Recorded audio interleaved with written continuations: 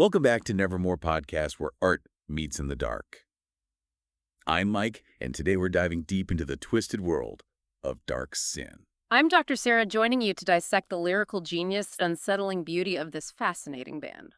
Now, Dark Sin is a fictional band making waves in the Berlin underground scene, but there's a unique twist. Oh, They were created by an AI enthusiast and songwriter known as Graphics. interesting. So how does that work exactly? Well, Graphics uses AI to help him create the music and the vocals, but he writes all the lyrics himself. That's fascinating. It's like he's using AI as a tool to enhance his own creative vision. Exactly, and the results are incredible. It's this really unique blend of dark synth pop with these heavy industrial influences, and the lyrics are just so thought-provoking. It's like he's tapping into this really dark side of human nature. I'm intrigued. Let's hear more about this band. Okay, well, before we get to the music itself, let's meet the band. Yeah. So Graphics has meticulously crafted 5 distinct personalities, each with a backstory that adds a layer of depth and intrigue to their music. It's like he's created a whole world around this band. Even though they're fictional, their stories feel so real. Right, and each member represents a different facet of the Berlin underground scene. It's like this really cool microcosm of creativity and rebellion. I love that. So who are these enigmatic characters? Well, first up, we've got Lukas Krause on lead vocals. He's a Berlin native with this rebellious spirit and a passion for the city's underground music scene. Sounds like a true artist, a tortured soul, perhaps. Oh, absolutely. Yeah. He even has a scar from a clash with neo-Nazis, which speaks to the band's commitment to social commentary. Wow. Had sense. And then there's Jannik Stein, who handles co-vocals, synthesizers, and keytar. Keytar. Now that's an instrument you don't see every day. What's his story? Well, what I find fascinating about him is his synesthesia. Synesthesia. You mean he can see sounds as colors? Exactly. It must give him this completely unique perspective on music creation. Oh, I can only imagine the sonic landscapes he can create with that kind of sensory input. That's incredible. Yeah, it really is. And then we have Anika Vogt on bass guitar. She's more reserved, but she expresses herself through the intricate hand-painted designs on her instrument. That's so cool. It's like her bass is an extension of her personality. Right, and she's a vegan and animal rights activist, which adds another layer to the band's social consciousness. It's like Graphics has woven their personal beliefs into the very fabric of the band's identity. Absolutely. Right. And we can't forget Tobi Fuchs on drums. He brings this aggressive energy to the band from his heavy metal background. Okay, I'm starting to get a sense of their sound now. It's this really interesting mix of influences. Yeah, and Tobi's body is like a canvas, covered in tattoos that represent moments in his life. Each tattoo is like a chapter in his story. It's a visual record of his journey. It adds a sense of raw authenticity to his character. I like that. All right. And rounding out the group is Leonie Neumann on synthesizers. She was a child prodigy who built her first synthesizer at 14. Wow. A child prodigy. That's incredible. And she sees music as another form of coding, which makes sense given her background in computer science. So she's like the tech whiz of the group. Exactly. And her childhood prodigy status and social anxiety create this really interesting tension within her character. So she finds solace and expression through technology and music. That makes sense. Music can be such a powerful form of communication, especially for those who struggle with social interaction. Now let's talk about the band's image. Their logo, DARK::SON, is unique and open to interpretation. Graphics even released a quote about it. Oh, a quote. I love when bands do that. Gives you a little glimpse into their thinking. Exactly. And I think this quote really highlights their desire to engage the listener on a deeper level, don't you think? Absolutely. Here's what they said. People often ask what dark sin stands for. And the answer isn't as easy as you think. We write the official band logo with DARK::SON, so you can see that it's up to interpretation. Some might see it as a name for a dark synth band. Others might read it as a band around the dark and the sin of humankind. Or, if you are especially clever, you might read it as dark synthesis, combining the light and the dark in a twisted way. Maybe the yen symbol stands for our embrace of technology. The beauty is make up your own mind. Think. Explore. Wow. That's a lot to unpack. Yeah, there's a lot going on there. I mean, first of all, I love how they're encouraging their fans to think critically about their music, not just passively consume it. Yeah, that last line, think, explore, it's almost a call to action. They're not just creating music, they're inviting us to participate in a dialogue, to grapple with these complex themes alongside them. It's like they're saying, we're not going to give you all the answers. We want you to find your own meaning in our art. Exactly. And I think that's what makes dark synth so fascinating. They're not afraid to challenge their listeners, to make them think about the world in new and uncomfortable ways. So with this in mind, let's talk about their music virtues specifically. Yes, virtues. Their second album, which is where things get really interesting. Remember, their debut album was titled Synths. Now they're exploring the flip side of that coin, the seven heavenly virtues, and showing us how even those can be corrupted.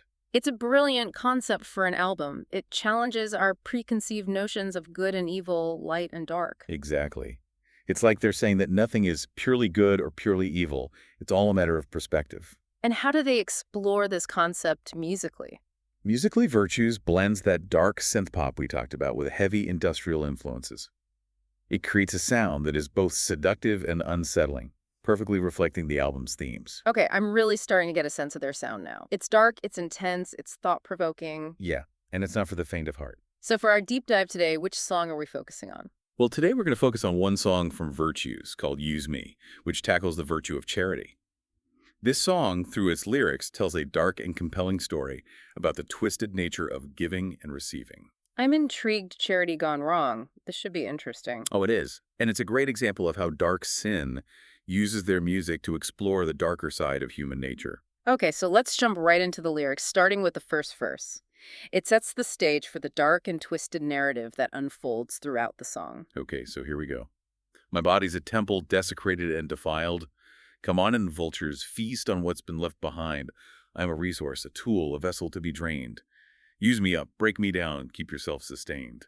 Wow, the imagery here is striking. Right from the start, we're confronted with this sense of violation and exploitation, desecrated and defiled. Those words paint a vivid picture of something sacred being corrupted. Yeah, it's like the narrator is offering themselves up as a sacrifice, but not in a selfless, virtuous way. There's a sense of self-destruction mixed with a strange invitation. Yes, and the way they address the listener as vultures, Yeah. it's both disturbing and fascinating. Right? It creates this unsettling power dynamic right from the start. Like they're both victim and temptress, drawing you into their world of darkness. And use me up, break me down, keep yourself sustained. Yeah. There's a sense of desperation in those lines, a willingness to be consumed, even destroyed, for the benefit of another. It's a very twisted interpretation of charity, wouldn't you say? Yeah. Like they're offering themselves as a resource to be exploited. Exactly. And that sets a really dark and intriguing tone for the rest of the song. I'm ready to hear more. Okay, so let's move on to the pre-chorus. Here we see the narrator's true motivations begin to surface. I'll be your charity, your saintly act, your grace. But in your hands, it's a cruel end I face. I crave control like a fiend and hunger I can't sate.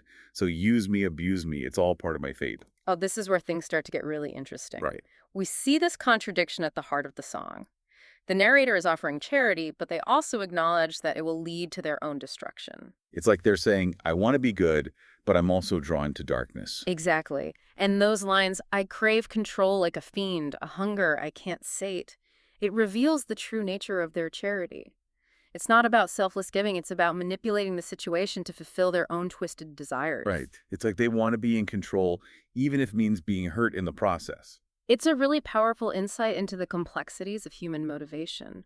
We often think of charity as a purely selfless act, but dark sin challenges that notion. They're showing us that even the most seemingly altruistic actions can be driven by selfish desires. And that leads us to the chorus, which is where the song's emotional intensity really explodes. Oh yes, I'm yours, ready for the taking. You are a breaking doll without a soul, damaged good that keeps on breaking. My body, my mind, yours to tear apart. Sacrifice my weapon, wielded with my twisted heart. Wow, that's powerful. So much emotion packed into those lines. It's like a release of all that pent-up tension and desire. And that repetition of, oh yes, I'm yours, it's chilling. It's almost like a mantra, a desperate plea for acceptance disguised as empowerment. And the metaphors, broken doll, damaged good, they paint such a vivid picture of the narrator's self-perception. They see themselves as inherently flawed, something to be used and discarded. It's like they're saying, I'm not worthy of love. I'm only good for being used. There's this deep sense of self-loathing there, but it's intertwined with this almost masochistic pleasure in being controlled. It's a really disturbing combination. Definitely. And the way they offer up their body and mind to be torn apart, it's like they're welcoming their own destruction. The chorus leaves us with this feeling of unease and anticipation. We know there's more to this story, more darkness to be revealed. Absolutely. This is just the beginning of the narrator's descent into their twisted version of charity. Okay, so that was intense. That chorus really left me wanting more. I know, right? It's amazing how much emotion graphics packs into just a few lines. Yeah, and the way he combines those really vulnerable lyrics with that powerful, almost aggressive music, it's really effective. It's like he's creating this sonic representation of a psychological breakdown. Let's see where that breakdown takes us as we move into verse 2. Okay, I'm ready. Here it is. I'll give you all of me, my body and my hurt. I am addicted to the fall, the power you assert. I offer myself up a sacrifice to your lust. Do what you want with me until I turn to dust. Wow. This verse really dives deeper into the narrator's self-destructive tendencies. Addicted to the fall, that phrase is just so powerful. It perfectly captures that feeling of being drawn to unhealthy situations, even when you know they're going to hurt you. Yeah, it's like they're seeking out pain, finding some kind of validation in their own suffering. It makes you wonder, is this really about charity? Or is it about finding someone to validate their feelings of worthlessness? That's a great point. And the line, I offer myself up a sacrifice to your lust, it takes things to an even darker place. It introduces this element of desire and sexuality into the mix, blurring the lines between pain and pleasure. It's like they're saying, my pain is your pleasure. Use me to fulfill your own desires. It's a really disturbing dynamic. And then we have that pre-chorus again, but this time it hits even harder. To give is wholly a selfless, pure desire. But in me, it's dark, self-consuming all that you admire. I thrive on the need your hunger fuels my game. Now come take it all consume and rise to fame.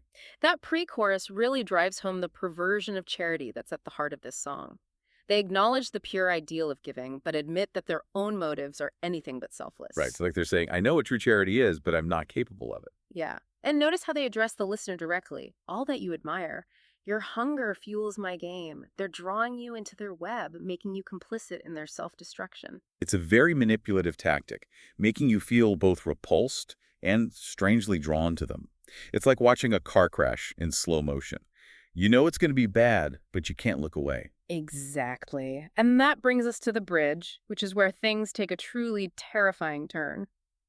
Be my Jim Jones, pull the strings in the dark. Carve that salvation with a knife, come on, leave your mark. Please dig deep and find the hidden scars beneath.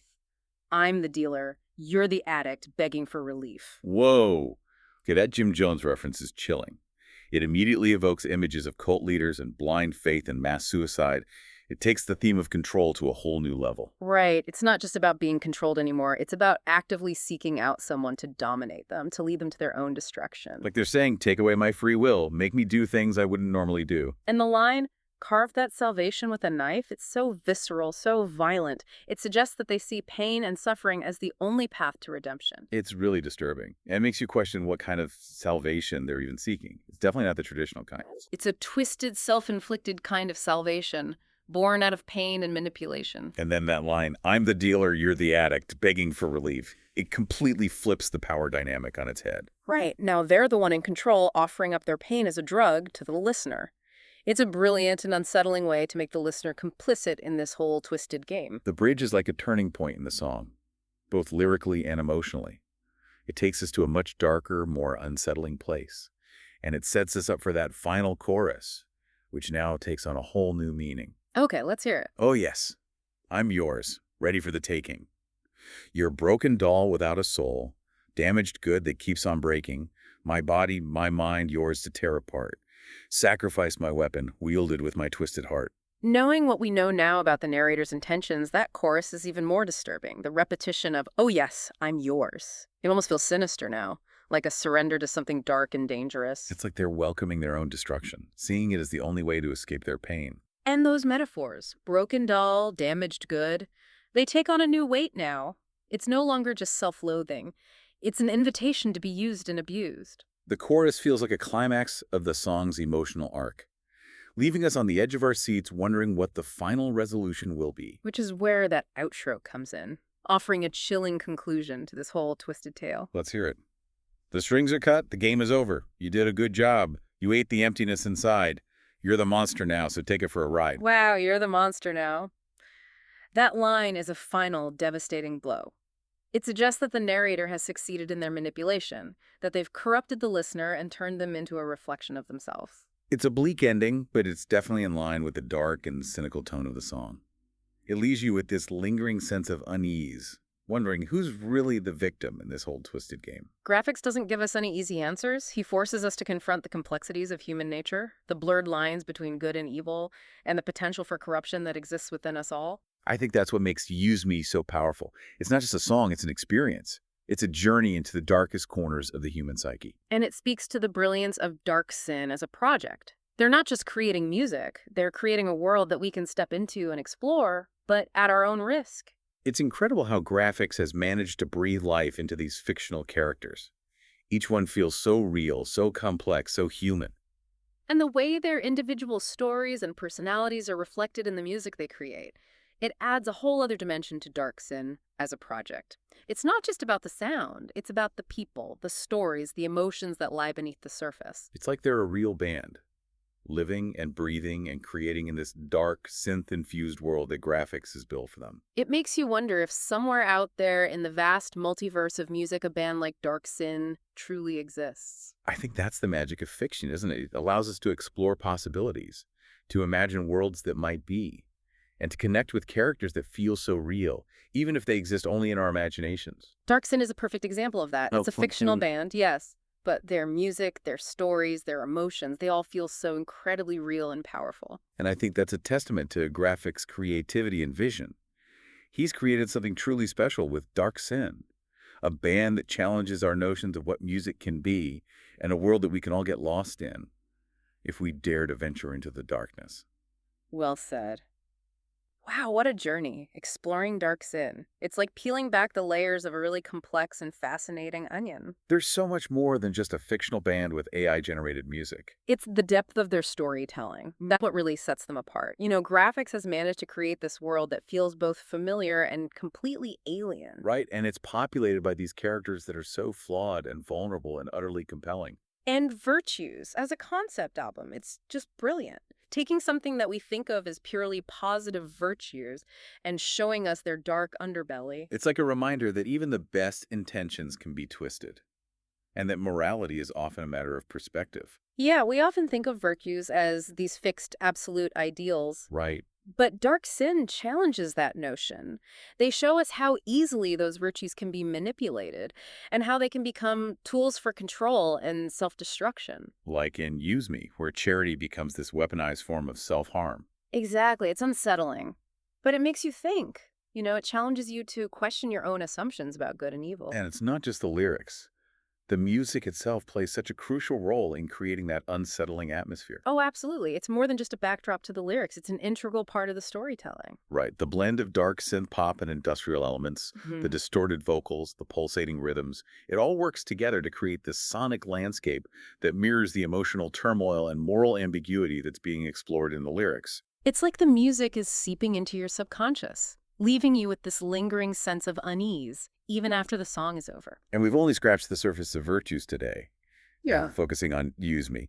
But the album is full of these thought-provoking explorations of twisted virtues. Yeah, you've got humility, kindness, patience, diligence, temperance, chastity.